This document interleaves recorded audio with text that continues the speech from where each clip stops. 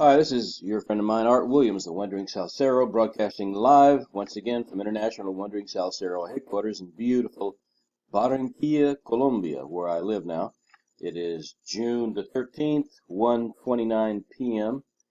And I hope I'm not beating a dead horse here, but I had what I think is a worthwhile uh, idea for a comment to make in this How to Write group. And it revolves around this article right here from Sovereign Man. SovereignMan.com is one of my favorite sites. It's a site authored for the most part by a guy named Simon Black. Simon is a relatively young guy. He's probably in his mid or late 30s, probably late 40s at the most. He was a Vietnam veteran, I believe. Could be wrong on that, but at any rate, I believe he's also a West Point graduate. But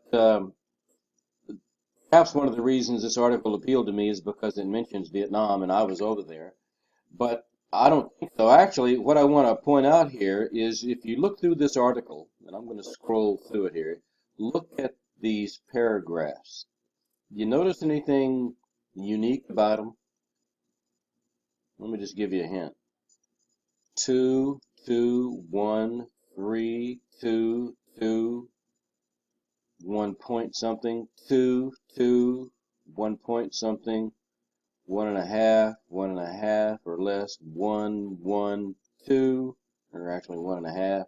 See, I'm referring to the length of these paragraphs. You notice that the vast majority of these paragraphs are 2 sentences. Some of them are even 1.5 sentences long. Now, I think I've mentioned it before, although I don't think I've ever done any posts where that was the primary point of the post. But people who talk about writing for the internet, I think sometimes they call that writing 2.0. I'm not sure if you ever see that term. But people who talk about writing for the internet, generally speaking, they all say or strongly imply that your paragraphs in writing for copy on the internet are never as long as the typical paragraph is in a book, a regular book. And of course, if you read a lot, you'll instantly know that. I mean, it's not unusual, and I'm thinking of Jules Verne for one example, but there's lots of other books. I read a lot in high school. Don't read as much now as I'd like to. But look at this. These paragraphs are all 2 sentences long. Now, a secondary point that I want to make is it's not necessarily easy to do this because when you read, and I think that Simon is a pretty good writer. Of course, it might be that I enjoy the stuff that he writes about, but when you read the stuff on Sovereign Man, generally speaking, I mean, you would ask yourself, well, how could you possibly make your point if your paragraphs are only 2 sentences or 3 sentences long? And I think it's worthwhile to remember, though, that if in school where we learned to write, or what was said about it, it was something that we learned in school, and then after you graduate from high school or college, of course, most people graduate from college today, because it's so easy to go into debt to go to college, right? But nobody really, and I just thought about this now myself as I'm talking here, but nobody really ever gave me any definitive criteria for how long are your paragraphs supposed to be. I mean, I remember vaguely that they said something about each paragraph is supposed to be a thought, have a central thought. But that's about it. I mean, other than that, if you really think about it, who knows how long a friggin' paragraph is supposed to be? And I'm not sure, actually, as I look at this now, I'm not sure that you couldn't combine this paragraph with this paragraph. And what would it sound like? It'd be paragraph, as you can imagine, here in Vietnam, they call it the American War, or sometimes the Resistance War against America.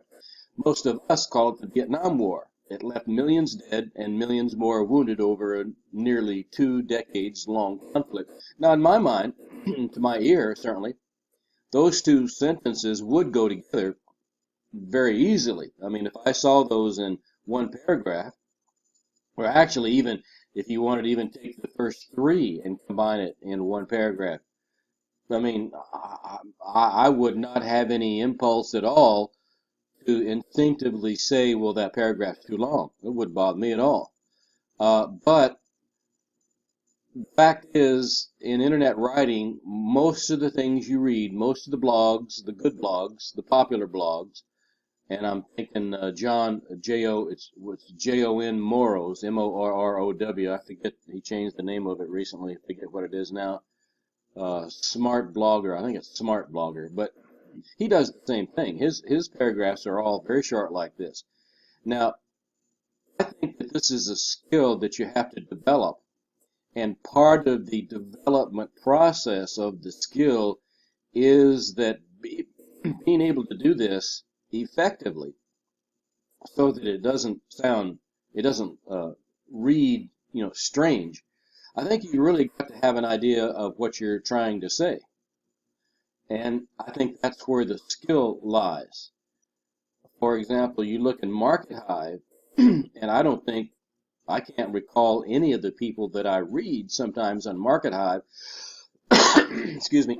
I don't think any of those people write like this. Now, I'm not saying there's anything wrong with their writing, but to the extent that this is a worthwhile best practice to follow, I think it's something that more of us on Market Hive should follow. And I think that when I think of blogs that I read, like the average dog training blog, or which I don't read dog training blogs, but I can visualize them because I have seen a lot of them. But the average blog about whatever, most of those paragraphs that you see are much longer than this. And this is something that I do consciously think of when I write. Now, I still have a lot of 4-sentence long paragraphs and occasionally even 5-sentence long paragraphs in my blog. But it's a direction that I'm still trying to go, and I think maybe that's the realistic answer to this discussion. The fact that it's not something you're going to just suddenly be able to do because you decide that it's something that you want to do. I think it's a skill that you have to develop. But if you go to sovereignman.com and on his website, I'm not looking at it. Well, hell, we can right now. Let's go ahead and let's go look at it and I'll show you. Let's see. SOVEREIG. Whoops. GNman.com. Periods right there. Sovereignman.com.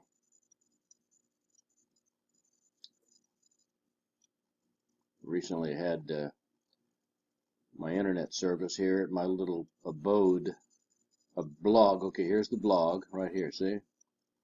Looks like he's changed his cover page there a little bit lately. Okay. Okay, well this is the article I'm reading right now.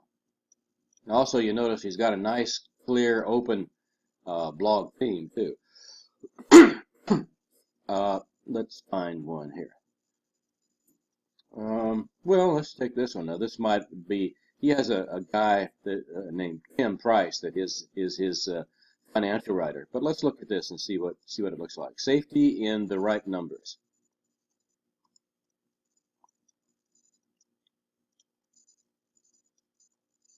Okay, now see, Tim writes a little bit longer paragraphs, okay? But that's okay. Let's go back and find something else that, okay, now this is by Simon. See, Simon wrote this. 6 rules I follow when making any investment. I read this the other day. Did you ever think about that, the English? That when you're somebody learning English, how complicated or how nonsensical that must sound when you say the other day. And somebody would say, why you say the other day? What other day? You know, the Chinese guy lives across the porch here. You would say something like that. See, two sentences or 1.5. There's 1, 2.1. Okay, this is the way Simon writes. See. Okay, let's do one more. This is interesting. If I could get my friggin' screen to scroll here. Okay. Click here to read all of our latest articles. They are really good.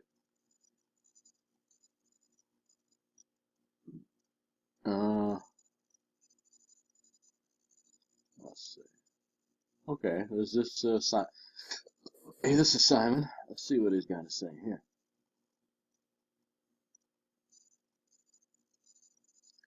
Okay, 1.1, 1.2.2, 1.5, 1, 1, 1, 3, 2, 2 point, 1 point, 2 point, less than 1, 1 point. Okay, so anyway, you get the idea. So, excuse me. So my point is that it takes a while to get where you can do this, and I think it's something that you got to get. It's a way of thinking that you've got to get right in your head. Okay, and that's all. Have a good day. Bye.